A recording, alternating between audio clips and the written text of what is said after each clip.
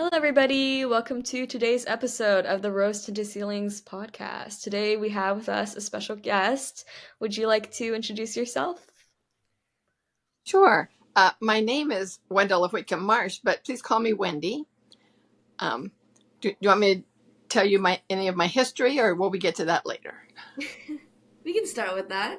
Jump right in. Okay. You might notice an age difference between me and you two. I'm actually 70. I had a 40-year career You do not look in the 70. school. Wow. Oh, thank you. It's the lighting. But yeah, for 40 years, I worked in public education and private education. I was a special ed teacher for 20 years, and I was a school psychologist and an autism assessor. At some point, I learned that my late husband and two of our three kids were also autistic. And, excuse me, and I also have asthma, so sometimes I get a little cough. I retired in 2016.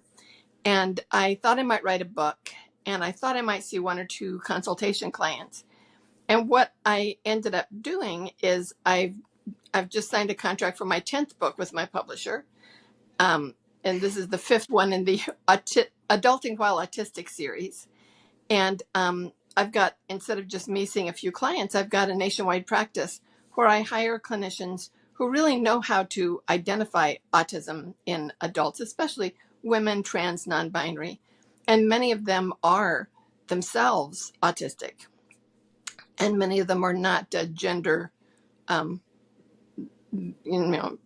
might be identify as genderqueer, as trans, a lot of different things. So they can really understand our clients. And, I'm loving being retired in a way that I didn't expect, but I'm having fun. I mean, that's the goal of retirement, right? Still being able to do what you like. I think that's so Yes, neat. That's awesome. I just work for me. I have no other boss. I was wondering if you could talk a little bit more. I think that's so you first started getting into autism assessment at during your career path, and you kept going it all the way until now. What really drew you to that? Well, I really loved working with autistic kids. At first, I was just reading about them. I didn't realize that I had them in my classroom because back then we didn't know how many people were autistic. So I thought it was a fascinating topic, and that the students that I did meet were really interesting people. And then I discovered that I was living with autistic people. It wasn't like, oh, my family's autistic, I better learn about it. It's like, I am drawn to autism. Maybe that's why I was drawn to my husband. And maybe that's why we have two autistic kids who are also transgender, my son and my daughter. They've given me permission to share that about them. I don't share everything about them, only what, they give me permission. So it's a fascinating group of people. And I've really enjoyed the people that I know, those I work with, those I live with. It's just so interesting. It's never, ever boring.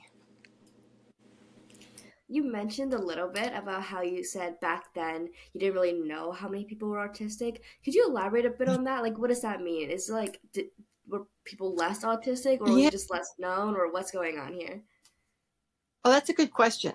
When I started teaching back in the 1970s, they said that autism was like a 1 in 10,000 thing, that you would never actually meet somebody with autism. But a lot of things changed. And one of the things that changed was the book, the DSM is the Diagnostic Statistical Manual for Mental Disorders. And it defines what, medical doctors and psychologists and psychiatrists, how they can say if a person has this or that disorder, whether it's anxiety or ADHD or autism.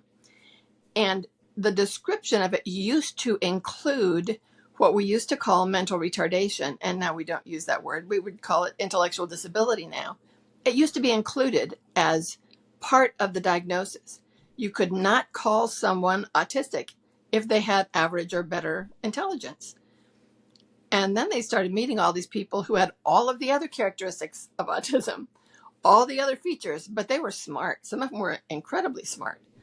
So at some point they changed that criteria. the DSM has gone through DSM 2, DSM. We're now on DSM 5. The general understanding about it, especially with older people, um, people still think, oh, they must be, dumb or stupid, or they're not, they must not be very smart if you're saying that they're autistic, or they think that it's Sheldon, that they must be a genius. Um, and really, it's just all kinds of people. It's a difference. It's a different brain. It's a good brain, but it's not a what you would call a typical or normal. I can't even say normal without the finger quotes, honestly. But it's a different brain, but it's a good brain. Yeah, I never knew that about the criteria. That's really interesting. And I also like that you said it's a different brain. There's definitely a lot of stigma around intellectual disability, and it sounds like there was even more back then, back when Maggie and I weren't alive. There was Um, before your time. Yeah, it so, used to be. Yeah, go ahead. oh, I'm just curious in your perspective, like what kind of changed that stigma around it? What kind of made it better? There's been a lot of things. Part of it is just time. People learn more, and the more we know, the better we can do. And some people have come forward. Now, Temple Grandin, there was an HBO movie about her life, probably before you were born. I don't know. It was a while back. And Temple Grandin now has at least one PhD, and she's very respected in her field, which is animal architecture or something like that. She was autistic, and the doctors told her mother, just put her in an institution. She should not even live in your home. Just put her away in an institution and forget that you had this child. And her mother wouldn't. And she went from being totally nonverbal, completely out of control, to going to college and getting a PhD. And now she writes a ton of books and she travels all over. And they made an HBO movie about her with Claire Danes. And people realized, wow, she had a fascinating story. And there's also a lot of people on social media, especially TikTok, I hear, where if you're following somebody that you have a lot in common with, and you're going, wow, this person's just like me, Hannah Gadsby, she's hilarious, I love her. And then that person says, oh, and by the way, that they're autistic. Then people are going, wow, if you're autistic, then I must be autistic too, because we have so much in common. And with social media, the world is so open. Um, a lot of people who are autistic have very special interests. Like they might be fascinated with, Civil War costumes, or plumbing fixtures, or pool sweeps, or, there's just, it could be something that's a normal interest, but they're just really, really, really interested in it. It could be Dungeons and Dragons, Star Trek, Star Wars. Sometimes in the same family, you can have both. It can happen.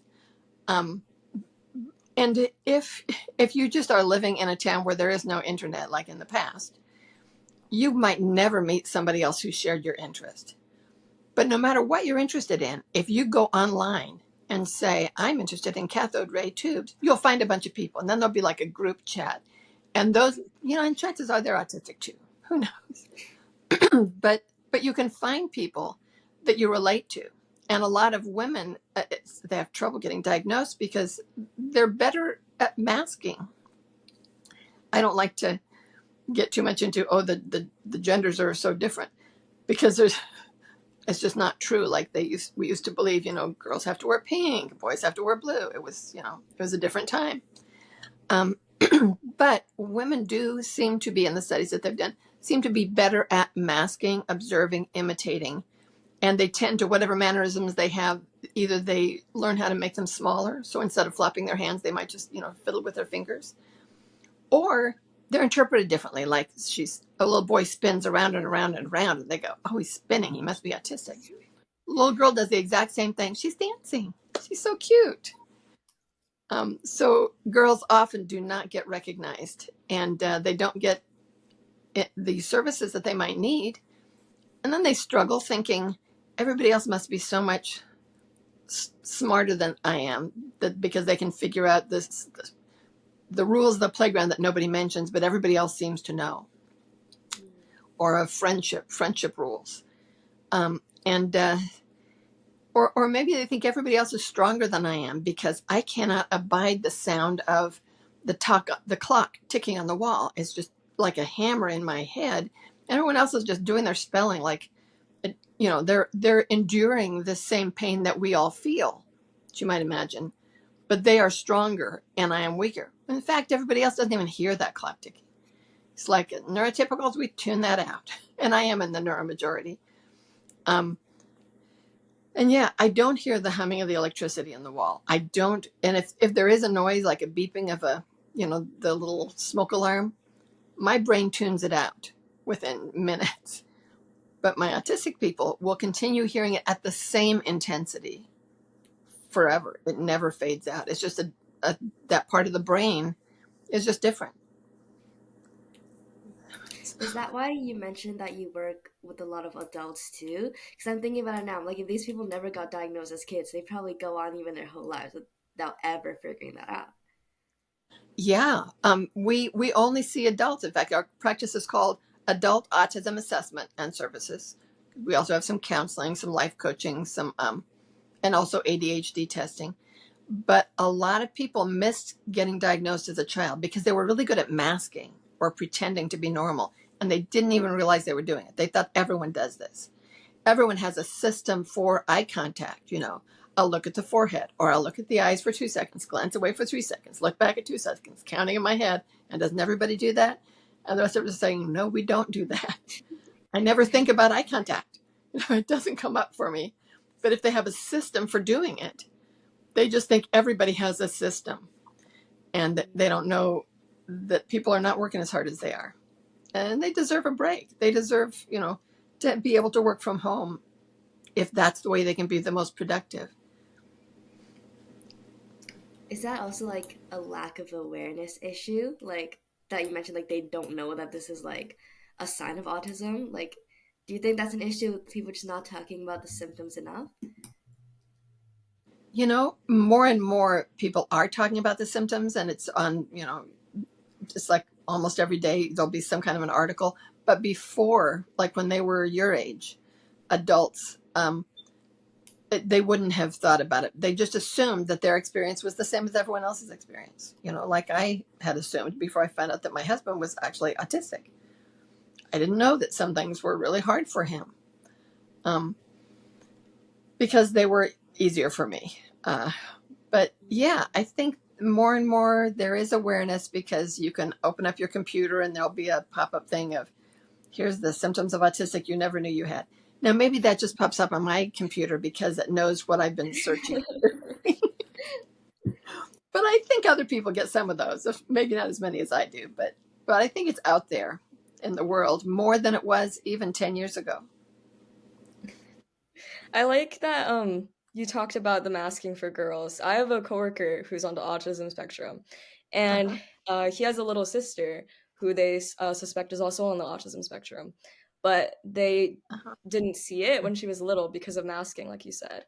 And they Yeah. also don't have the financial means to get her diagnosed. So I'm curious, for you running your own assessment services, have you noticed this kind of being a barrier for a lot of your clients? Unfortunately, it is, because it's not free. I have to pay my people. I have to make payroll every 2 weeks. So we can't offer it for free. And I know we all wish that we could, but we have to make a living. I have to be able to, there's a lot of stuff I didn't know this before, but when you become a CEO of a business, there's a whole lot of stuff that you have to pay. Like taxes is suddenly a lot more than it used to be when it was just me as one person. Um, so it's not free. Now, sometimes you can go, depending on what state you're in. Um, if you're in the school system, when I was when I was a school psychologist in California, the school psychologists could identify autism for free, cost the parents nothing. But I understand that not all states do that. And if there's insurance and they can go to their doctor, that's great. But if their doctor doesn't understand autism or thinks autism is just for boys, there there was a belief, and I think there still is a belief, but the number that they put out there is that 4 out of 5 autistic people are male. And so when they make the tests for autism and they norm them on a population, do all the statistical stuff, they norm it on a population that's 4 male to 1 female. So the tests are skewed towards the boys and the girls are getting missed, which is unfortunate. But there are more and more people who are, waking up to the fact that, hey, girls can be autistic. And hey, maybe that masking is real, even among children, and that they look behind the mask and really take their time to get to know the person. So that instead of just saying, do you have a problem with social communication? Someone might be thinking, I don't have a problem with that because I have a system for it that I have taught myself.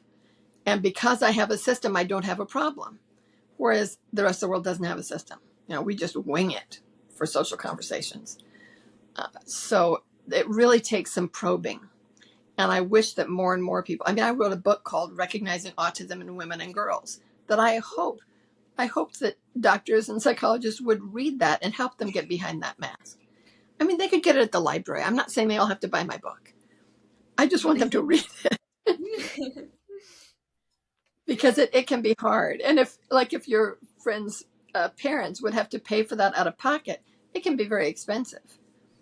One woman I worked with had gone to someone, paid them a ton of money, and then the doctor told them, well, on all the tests I gave you, you came out in the range of autism, but I'm not going to give you that diagnosis because you're married and you have a job. And she was like, you knew that before you took my money. You knew I was married. You knew I had a job. That was all on the pre-application. So it was very frustrating to her. And she came to us, and it turns out she was autistic. But if a doctor or a psychologist has like blinders on, where it's like, if they don't look autistic to me, then I'm not going to call them autistic, no matter what the tests show. But what we need to remember is autism doesn't look like any one thing. It can look like a lot of things. That's why people have been trying to reinforce like the idea of the spectrum, right? That is not like Yes, black and white. It's not like you're autistic or you're not autistic. Yeah, it's a broad spectrum. I was also wondering if you could give us your insights on how you feel autism is represented in the media, because I know you mentioned Temple Grandin, you mentioned like TikTok, you mentioned Sheldon. How do you feel autism's representation in the media has either like changed or like is it good? Are we getting somewhere? Like, what are your thoughts? We're getting more awareness. We're getting more at that, but sometimes we're getting stereotypes. Sheldon, I haven't seen it. I understand that he's hilarious, but he is a stereotype. He is not like a real human boy. But they write him funny. Some things like Love on the Spectrum is about dating when you're autistic. And so some people go, oh, that's so cute. These autistic people are falling in love. But there's a thing called inspo porn. It's not real porn. But it's when people just get like, oh, those poor handicapped people. Oh, it makes me feel so good to see that autistic boy made the basket in the basketball game. That blind girl gave a valedictorian speech. Just like they're just living their life with a disability. They're not here to be inspiring for you to feel good about yourself. As the cheerleader asks a intellectually disabled boy to go to the prom because she gets a lot of attention. That's bad. Because he's a human being. He should only go to the prom with somebody who likes him. So some of it is kind of like that inspo porn, just trying to make people like Hallmark movie out of real people's lives. And some of it is just stereotypes, like either they're always really dorky or they're always really brilliant or both. What I look for is if a book or a movie or something is made with autistic people making it or writing it or acting in it.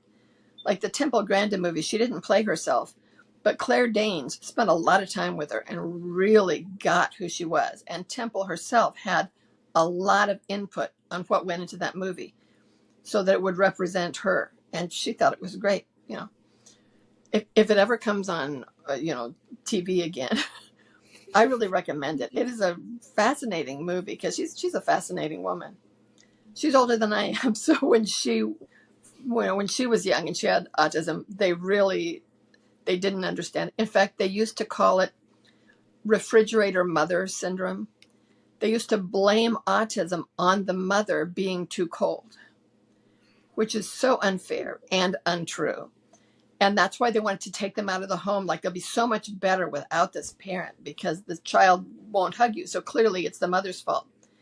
But when somebody is autistic, they might not want to hug because it's a sensory thing or it's too Mhm. social. So so it was really kind of a miracle that her mother didn't put her in the institution because all the doctors, that was the recommendation of that day. Now, I don't think anybody's recommending that. Um, but I hope they don't. I haven't heard about it. So I you're just kind of looked it like up because I thought Temple guessing. Grandin's name was so familiar and I couldn't place my finger on it. I just found out she was the person that did invent like the hug machine, like the deep pressure machine. That's so Yes. cool. I've been hearing about this for years and I knew about Oh, this. I just had no idea it was her. That's so cool. and that's in the movie. It shows how she made it. And then she got in trouble for making it because they misunderstood. They thought it was just so weird. And, it might be weird, but sometimes weird things are good. Things would be boring if they weren't a bit weird. That is so true. Things would be very boring. Isabella, are you gonna say something before I jumped in with the cow thing? No, that's okay. Yeah, I'm not sure, but thank you so much for sharing that. Oh, This is great. I have enjoyed spending time with you two so much. This has been just so much fun. Thank you for inviting me. Um, just more piece of advice we could get from you. How do you think, um, or like when someone comes to you and they're like, "Hey, I do have autism," what is, because some people react very strangely. They go, "Oh my God!" So like, what do you think the appropriate reaction is to support someone who is autistic? I love that question. When my oldest child was 8 years old, and now this is 30 years ago, he's now 38, but when he was 8, he was reading, he's trans. So at the time he was presenting as female. We assigned him female because, like you do. But found an article about autism, about a little girl with autism. And he says, Mom, that's me. I'm autistic. And I said, I'm a special ed teacher back then. So I said, Oh, honey, you're not autistic. There's nothing wrong with you. And now I cringe because, of course, there's nothing wrong with you means there's something wrong with autism. So when, 15, 20 years later, he learned that he was, in fact, autistic, would he then think, oh no, there must be something wrong with me? By then we had learned a lot together. And so I don't think he believed that. But at the time, I said like the absolute wrong thing. So we hope that people won't say, oh, you don't look autistic, or oh, no, you're not autistic, or we're all a little bit autistic, because that really minimizes the struggle. Even though they have a great brain and there's nothing wrong with it, that doesn't mean that it's easy to be autistic in a neuromajority world. This world was made by people who don't have sensory challenges or need for being alone, um, and it's hard to be different. I think everyone can relate to that. It's kind of like if you're left-handed, there's nothing wrong with that. It used to be like, oh, you have to use your right hand, but now everyone knows there's nothing wrong with being left-handed. But if you walk into a Target store for a pair of scissors, you're going to think Target does not love you because all the scissors are right-handed scissors. So there's nothing wrong with being left-handed, but you're going to have to work a little harder to find your scissors. Or even just writing with ink, right? I've always thought about how hard that has to be for left-handed people. Yeah. Yeah. My late husband and my youngest child were both left-handed. And they did okay.